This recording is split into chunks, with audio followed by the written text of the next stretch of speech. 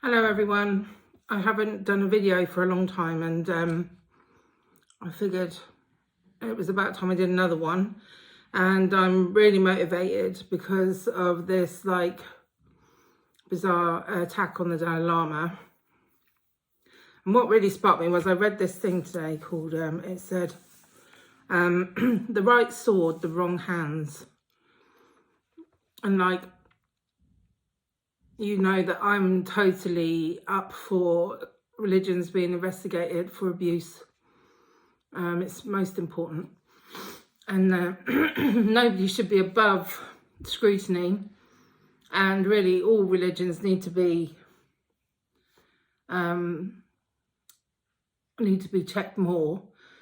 But it does seem like a good time to point out that if religious abuse is so prevalent in Western society, so much so that we immediately assume that the Dalai Lama must be an abuser, then we have to really start looking at why there are no services for people who have been through this abuse, unless they cost thousands of pounds.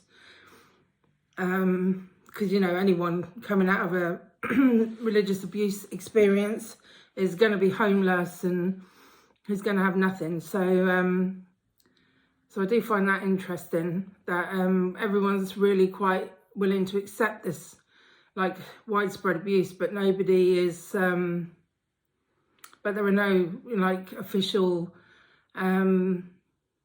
refuges or anything like that for people who've been through it. And also because I've got a unique experience of being ordained and not being ordained, and living life with Buddhism and without Buddhism, and then with Buddhism again. So I've got a different perspective on all of this. So I can say, as a celibate nun, the way the Dalai Lama was acting was just totally like a father or a grandparent. I mean, I'm surprised that the West has gone so mad, because every single one of us has had a relative who's hugged for too long, or is taken a joke too far, or is just basically being a bit of a silly idiot. And are we just all pretending now that Auntie Ethel doesn't hug for too long? Or there aren't loads of books about when your grandma goes to kiss you and you just want to say no. Or I just don't fully understand what that's all about, because he's clearly acting like a grandpa. And that's another thing I want to say, in the Tibetan community, that's what he is. He's part of the family. He's not a person in power. He's close to their heart. He's part of the family. He could pick anyone out of the Tibetan community and say, oh, I'm going to come and live with you. And they would move people out of a bedroom and let him come, because they just see him in a very affectionate way. So, and as someone who's been celibate and took it very seriously, the last thing on your mind should be bonking or any kind of sexual stuff, because your whole practice is about being there for everyone else. It's about bodhicitta, and about every day you get up, you make a commitment to love everybody, show love, even at the cost of your reputation. There's this whole thing with bodhisattvas that they're supposed to give their left hand, and if someone wants it, and then, and all this, make these sacrifices. So, and to be, when you're ordained, you're living in the glare of the Buddhas. So you really believe, and you're trying to walk around believing that enlightened energy is manifesting around you. So if you're practicing purely, there is no need as a celibate to have sex with anybody. If you're doing it right, obviously. But I will say that it can be lonely being ordained. But that's another video. So I wanted to talk a little bit about my friend the other day came to visit me, and the first thing she did was lick my face because it's funny. So, you know, like she goes, I'm going to lick your face, and she licked my face. So completely inappropriate and absolutely hilarious. And my sister always hugs my autistic kids, whether they want it or not, because she wants them to know that they're loved and that, you know, that she really loves them. And, you know, so this kind of like forced affection, I don't think it's that unusual in families, and it doesn't have to be predatory. But like I said at the beginning, right sword, wrong hand, you know, like I was reading that this was motivated by the Chinese government, which I think is ironic really, considering they massacred loads of Tibetans. So you do have to wonder what is going on really. I don't fully understand why someone would want to hurt a man who's doing his best, however awkwardly, from a boomer perspective, at his age. It's just really beyond me. And it's not just him that they hurt when they do these things, it's the whole of the Tibetan community. The Dalai Lama is their home, and when someone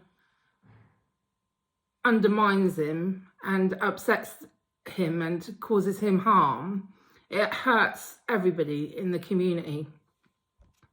And that really does make me annoyed, because I feel like as a group of people, they have absolutely suffered enough. It's beyond okay what's happened for them. I've got some notes here. So there is widespread abuse in all religions, within the Buddhist religion as well, and it does need rooting out, and it needs getting rid of, and we need more transparency. And this is definitely a subject that needs to be addressed and looked at, definitely, most definitely. You know, so the reason, for example, why I feel the Dalai Lama is so vilified for this is because people outside of the Buddhist faith also really have faith in him. They believe that he's like one of the last bastions of purity, if you like. You know, we're losing everyone, Maya Angelou, the lot of them. And now, you know, the Dalai Lama, oh my God, like, is he a paedophile? And it's much more easy to believe someone who has, you know, done so much, dedicated his whole life. It's much easier for us to think, oh yeah, well, maybe he was actually just a massive faker all along, than it is to really believe that he isn't, you know. So this brings me to my point about, I've met him because I've done work to educate people about the NKT. We got a meeting with the Dalai Lama, a group of us, and I actually went to this meeting without any intention of any Buddhist intention, because by that point I'd just stopped being Buddhist. I'd reached out to different lamas, none of them wanted to touch me because I was an ex-NKT, and I'd just come to the conclusion that Buddhism talks about love but isn't actually about love. And so because I believe in kindness and love and the power of it and like all this stuff, I just thought, I don't want anything to do with this anymore, and I just had cut completely from it. And the only reason why I went with the group was because of the damage that had been done to me by it, and because I wanted to support my friends. And from a selfish point of view, I took my kid because I wanted him to meet the Dalai Lama, her to meet the Dalai Lama, and then I was going to get her to sit on the ground with everybody next to the Dalai Lama, look like they're reading a book, because there was a competition. You know, who could read a book in the weirdest place? And I thought we'd win, which we didn't, by the way. We were robbed. And so my intentions were all very sort of like ordinary and grounded. And then we went in to see him. And I don't really know what happened. I ended up like proper ugly crying, sobbing, and you know, and I was, you know, upset because I didn't want my child to see me that upset, like I couldn't get my composure. And the Dalai Lama called over my kid and was holding their face and was like, you know, talking to them and saying things like, oh, it's great that you've got so much love and compassion for your mum. And at no point did anyone feel like there was some weird, lechy, pervy energy going on, because there just wasn't. It wasn't. And like, no matter how distressed I was, if I thought for 1 second that my kid was being lectured on or perved on, I would have called them back over to me. And, you know, and both me and my kid had a dream, 2 separate dreams, obviously. And my kid had a dream that the Dalai Lama, this is before we met him, that the Dalai Lama gave him a big hug. My kid is trans, so when he saw the Dalai Lama, he was a little girl, but now he's trans. And so he knew the Dalai Lama was going to hug him because of this dream. I didn't know about the dream till after. And so, my kid is autistic as well and doesn't particularly enjoy physical contact with anybody, you know, only if they choose it. And they did feel a bit awkward, like, because they didn't know him in reality. But, you know, they didn't look at me concerned. They weren't like, what the hell's going on here? None of that. They were, they felt completely safe with him. So I've got direct experience of him looking after my kid for me while I cried.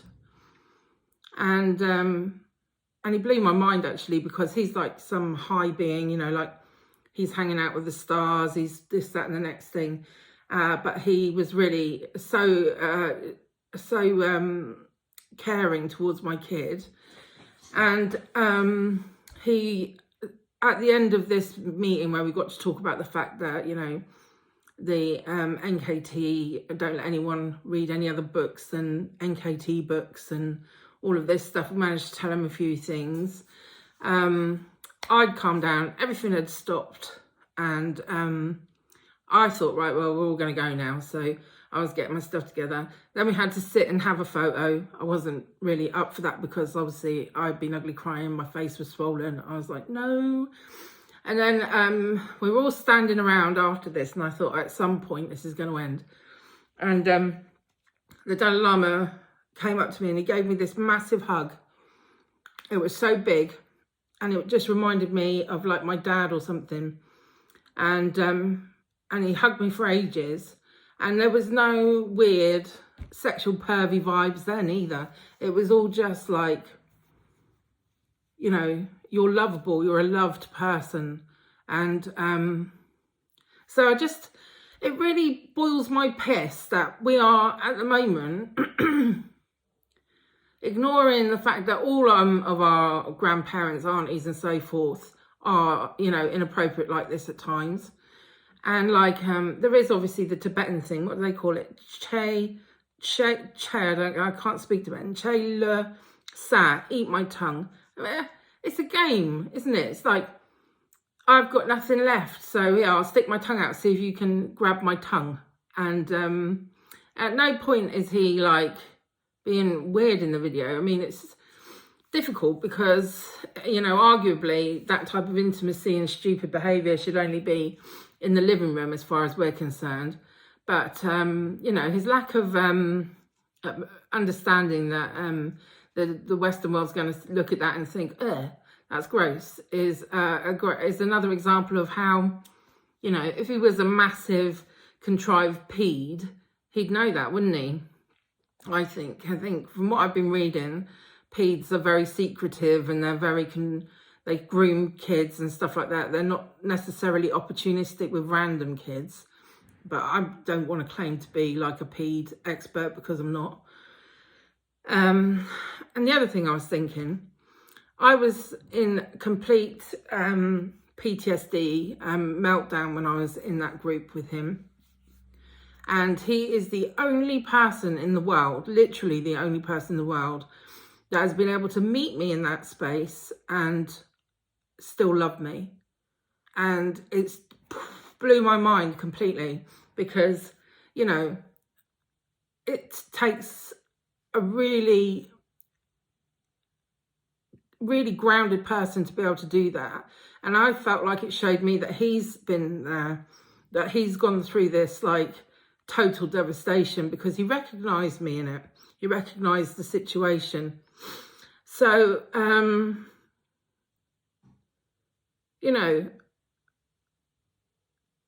really, this like PD thing is like going to undermine all the millions of good things that he's done, like that he did for me. He saved my practice. After that, it took me 1.5 years or something, but I started to do my practice again. So like now I do like some meditation, because the NKT stopped me even breathing meditation. I couldn't even do breathing meditation, which isn't even Buddhist. It's like vagus nerve stuff or something. It's just normal stuff. So he gave me back my peace of mind, really. Okay, is there anything else I needed to say?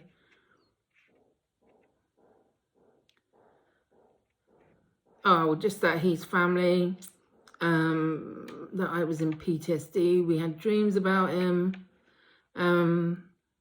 Everyone sees him as a part of their family. Abuse is everywhere. Right sword, wrong hands. Oh, old people. Anyway, I think that's probably enough anyway. What's that, 1/4 hour or whatever? So, I hope I'm not proven wrong, because I don't know him personally. We don't hang out. I don't really have any contact with him at all. I've only ever met him once. But before I go, I'll just tell you my dream. So I was living with the Dalai Lama. This is my dream. I was living with the Dalai Lama. We were in this like shared house, like a Dharma center. And every time we bumped into each other, we just cracked up laughing. And we were like, just basically joking around and taking the piss out of each other for like what felt like a month or something in my dream. And then at the end of the dream, he said, I've got to go now. And I was like, no, you can't go. Like, what am I going to do, like, without you? Because you're hilarious and we have such a good time together. And he was like, no, I'm going to have to go. And I just had this like overwhelming feeling of like he was going to leave, and that would probably be the last time I saw him. So that was my dream. Proven. Went there, burst into tears, and he gave me the biggest hug ever. I do really want to point out as well, right? No other Buddhist community or Lama that I have approached has wanted to go near me. Just totally take one look at me and have no interest in me being a part of their community, apart from recently, because of a Western monk, the Lama Yeshe Ling in Canada. I've started to make contact with them. They're really inclusive and lovely. But, you know, there has been no one for years. When I was in my most desperate state, there was no Lama that was able to connect with me or wanted to. And then the biggest Buddhist in the whole world that everyone's looking at, you know, he doesn't have to connect with me if he doesn't want to. He can just get someone to come in and take this emotional lady away from him. But he didn't. And so I'm just finding it, and he never hurt my kid. So, you know, I think we just need to take a step back and be a bit more honest about our own old people and the situation that goes on between them, and make a distinction between overzealous and, you know, inappropriate grandparent behaviour and actually lusty, weird, PD vibes, because there wasn't any of them. Anyway, that's my 2 pennies worth, but who am I? I'm a nobody, so. Okay, thank you very much, sorry.